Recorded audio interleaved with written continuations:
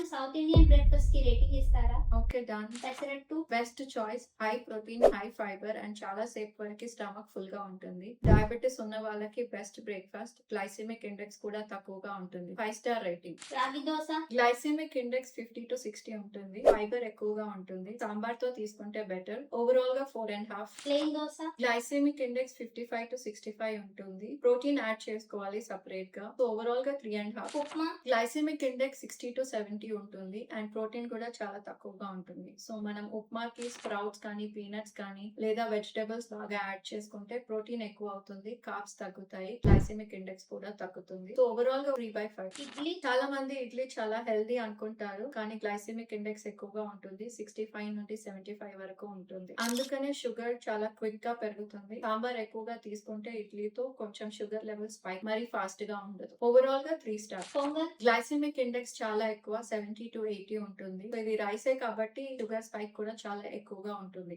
Overall గా 1 star. Puri, puri కూడా refine floor తో చేస్తారు కాబట్టి గ్లైసెమిక్ ఇండెక్స్ ఎక్కువగా ఉంటుంది అండ్ ఆయిల్ లో డీప్ ఫ్రై చేస్తారు కాబట్టి క్యాలరీస్ కూడా ఎక్కువ. ఓవరాల్ గా 1 స్టార్. సో గ్లైసెమిక్ ఇండెక్స్ ఉన్న టిఫిన్స్ అవాయిడ్ చేయాలని కాదు, మన పోర్షన్ సైజ్ లిమిట్ చేసుకొని సరిపడా ప్రోటీన్ యాడ్ చేసుకుంటే ఏ బ్రేక్ఫాస్ట్ అయినా హెల్దీగా ఉంటుంది.